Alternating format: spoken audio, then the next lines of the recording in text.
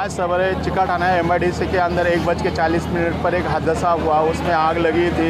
उस कूलर आनंद cooler factory बोल की थी, उसके अंदर कूलर के जो बनाने का ये था, उसमें केमिकल था थिनर वनर, उसको आग लगने की वजह से ज़्यादा भड़क गई और कूलर के जो फाइबर के ये थे उनको आग लगी हुई थी। उसको फोम मार के हमने कंट्रोल किए और आग पूरी तरह कंट्रोल में आ चुकी है। अभी हम उसको पूरा डंपिंग करके बुझा डालेंगे।